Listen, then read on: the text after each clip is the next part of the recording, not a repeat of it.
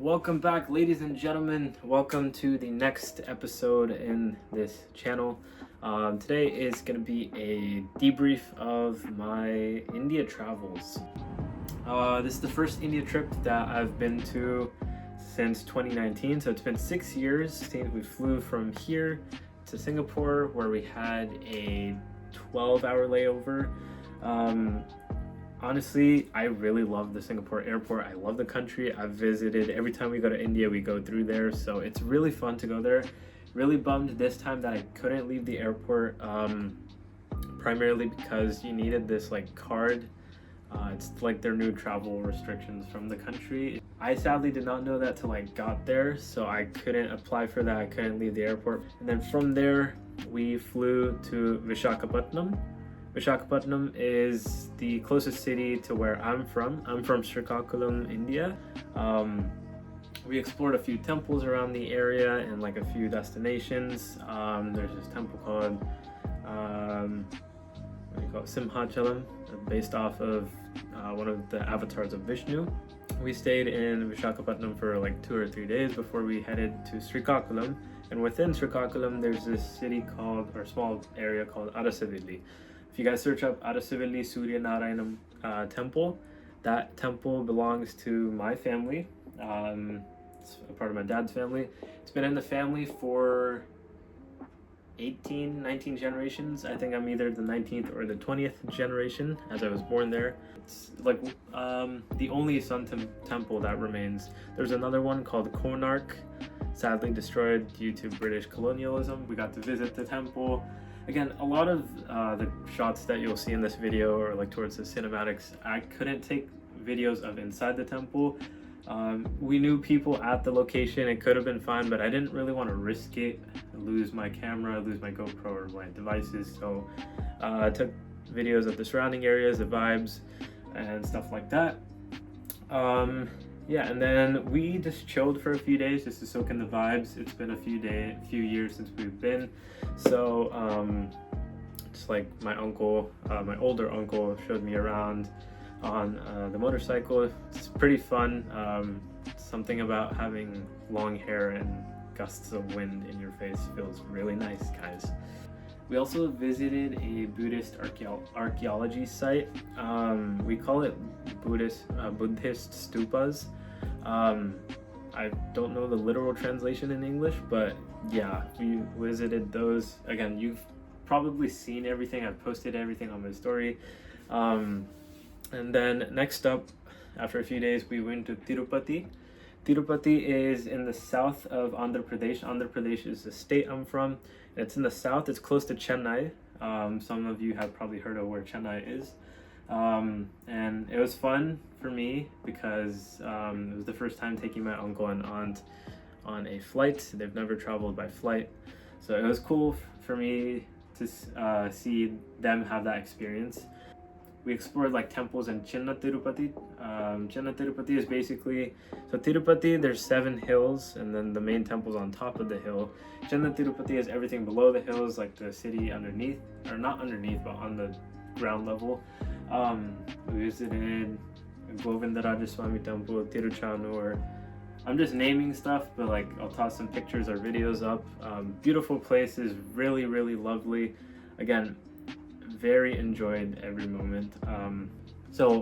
We went 2 days before my dad got there. So my dad was in India for about a week, or 8 or 9 days. I was there for 3 weeks. And, so the day my dad landed, we had spontaneously planned to walk up the hill of Tirupati. It's around a 9 to 11 kilometer walk. So my dad landed, we picked him up, he had food, and then next minute we were like, hey, you want to do this? And we just set off.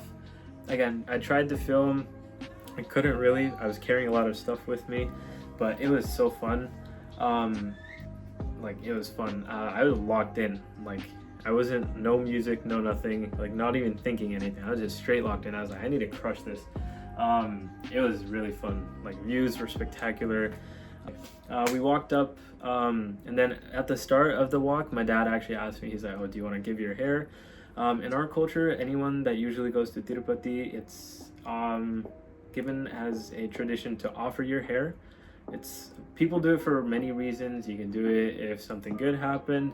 You can give it to the God if you're like willing to do something. For example, let's say like, oh, I want to get an A on this exam. Trying to make it simple so you guys understand. You can give your hair, or let's say you got the A, you worked hard for the A, you would go and give it because you want to keep your promise, right? So for me, he was like, you can give it, you don't have to. But I was like, I'll think about it. And like at the end of the walk, I had a realization. A lot of you guys asked me, and I was like, I'll explain it in the video. I initially wanted to not give my hair. I needed to take my UCI ID picture, but I realized you can also upload pictures, so that was fine. But at the start, I was carrying a lot of bags, camera gear, and like my dad and I switched, but I carried for majority of it, and I was fine with it. The only thing that felt heavy for me, like a burden, was that hair. It's kind of cringe to say, but I was like, okay, it's been 10 years since the last time I went like buzzed properly, like bald. And I was like, you know, we're starting at a new school, we transferred.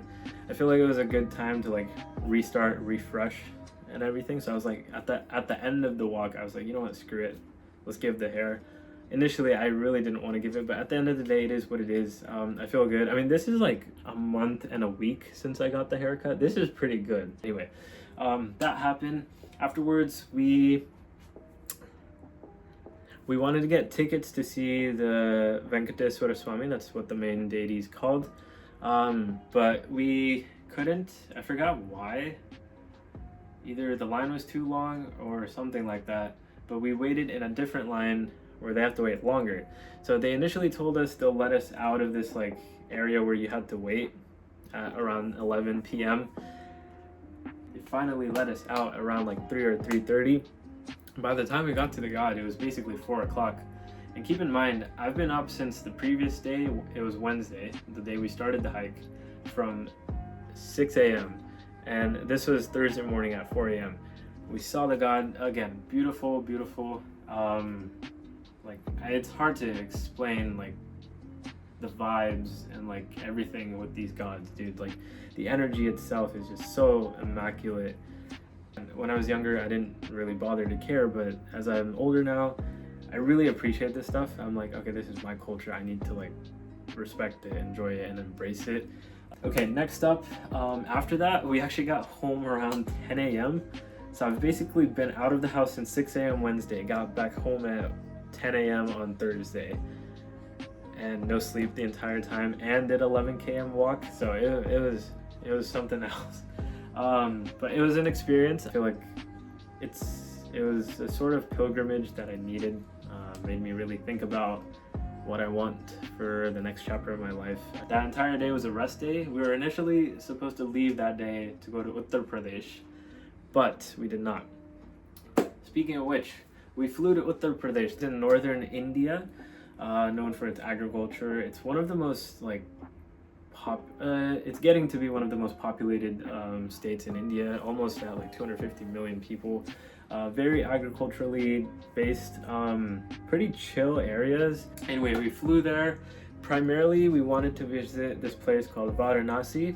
It's close to the Ganges River, or Ganga River. And it's also known as Kasi. So primarily went to immerse our uncle's ashes in the river. Again, Hindu belief that it's important to have someone that passed away have their final rites done there, or like their ashes submerged in the river there, as they like go directly to heaven, like out of the rebirth cycle. Like the highest salvation that you can reach is not being born again on this cursed planet. So we did that. I'm not really down. All I can say is I'm grateful for what my uncle stood for. The only thing I brought from India was his watch. Pretty old watch, I'd say, but you've probably seen me wear this from time to time recently. Not really big on like crying about death. I've worked in a hospice place. I've seen a lot of people die. So for me, death is just the next part of life. The best thing you can do is just live with their memories. And I'd say my uncle, this person, he's one of the few people that I would say made me think not to overthink, if that makes sense. Like, don't be a person that overthinks, live life to the fullest, just YOLO. Like, that was his type of personality, but at the same time do good to others. Anyway, we saw a lot of temples in Kasi and the Varanasi area. We like explored a Kala Bhairava temple. We also went to the main Kasi temple. So Kasi, again, very famous temple, been around since ages. It's like one of the first cities in our culture, probably in the world as well. And it's just so cool to see, like, there's so much history there. I can't even like explain it through a video because I'll be here for a while. But the main temple, I don't know why, but my dad hasn't been there in a while, and this time around, the main priest that was in charge, he saw my dad. He's like, "Hey, are you XYZ?" And my dad was like, "Oh yeah, how do you know me?" I'm like, they had a chit chat, and they were like, "Oh, do you want to come? Do you want to see the main deity?" They stopped the entire like lines, everything. There's a lot of famous people there, like who also got to go in front of us, like in the shortcut line. They were stopped as well. Like, we had, like, you would expect him to stop the place for like 5-ish minutes, but no, we had a whole 30 minutes just to ourselves. We did like a ritual called an abhishekam. It was heavenly, dude. I don't think I've felt that at peace in ages. Like, I don't, like, the last time probably was like when I was a kid, where I had no worries in the world. So like, it really made me feel grateful in a way. After that, we went to a few other places called Prayagraj, Trinedi Sangamam, stuff like that. The Trinedi Sangamam, some of you probably saw my story. It's where 3 rivers meet, the Ganges, Yamuna, and Saraswati rivers. So it's like 2 here, 1 goes underneath. Pretty cool, honestly. Very tranquil. Here's some boat shots. Coldest water I've like submerged in. Like, I thought it was like, from the touch of it, it felt fine. I was sweating, so I was like, okay, I can like cool down, but oh my god, it felt like ice water, dude. But yeah, we visited a few other places. It was pretty cool. And then after that, we returned to Vizag, where some of you who got gifts, I got to pick those up. We placed an order in for them and earlier in the trip, and thankfully we got those in time. I do apologize for those who haven't gotten some gifts yet.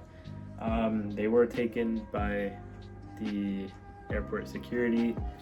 Certain reasons I'll explain in person, but other than that, majority of the gifts that I've given out, hope you guys enjoy those.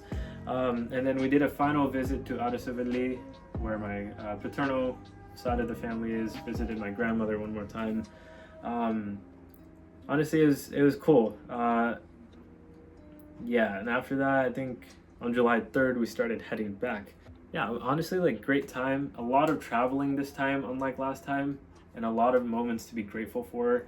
I know I was yapping a lot, but that was the trip. Like, again, I've said it before. When I was younger, I didn't really appreciate the vibes, the heat, or any of it. But this time around, I was very happy to have embraced some new things, learned about new places of the country. Uttar Pradesh is up north, so it was dope to get an experience of that region, though sadly some stereotypes of India still persist. But honestly, again, it's a stereotype, it's not everywhere, right? Stereotypes happen for certain reasons, but you can't really deny them. So they do exist, sadly, but at the same time, a majority of the place is not like that. So take it with a grain of salt. And once again, hella grateful for the people that helped us, that judged me and questioned me for filming. They were a bit racist with it too, because I'm a bit on the light-skinned side of the Indian skin tone. But even though I was born there, I'm an Indian, I'm an American, I'm grateful. Like, very appreciated this journey. Sad that my uncle couldn't be a part of it, but I 100% want to do this again. I'd love to take some of you, if not all of you, there. So yeah, overall, that is my thoughts and debrief of this trip. Yeah, it's been a hot minute since I filmed a standalone video. But yeah, on that note, that's my debrief for the 2025 trip to India. I'll catch you guys later. Peace.